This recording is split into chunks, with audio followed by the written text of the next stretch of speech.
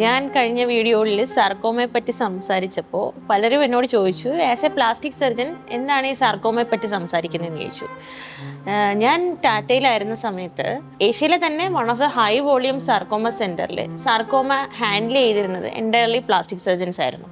അപ്പോൾ plastic surgeon sarcoma handle ചെയ്യുമ്പോഴത്തേക്ക് എന്താണ് ഗുണമെന്ന് വെച്ചാൽ, നമ്മളെ കൈകാലിൽ വരുന്ന സാർക്കോമ നമ്മുടെ മസിൽസിലെയും രക്തക്കുഴലുകളുടെയും പാസ് ചെയ്ത് പോകുമ്പോൾ അതിൻ്റെ റിസെക്ഷൻ വരുന്ന ടൈമിൽ നമ്മൾ, അതായത് ക്യാൻസറിനെ എടുത്തു മാറ്റുന്ന സമയത്ത് ഞങ്ങൾക്കിത് കൂടുതലായിട്ട് എക്സ്പേർട്ടായിട്ട് ഇതിൻ്റെ വെസൽസിനെ ഇഞ്ചർ ആകാണ്ട് മാർജിൻ എന്ന് പറയും, അതായത് ക്യാൻസറിനെ പൂർണ്ണമായിട്ടും റിമൂവ് ചെയ്യാനും സാധിക്കാറുണ്ട്.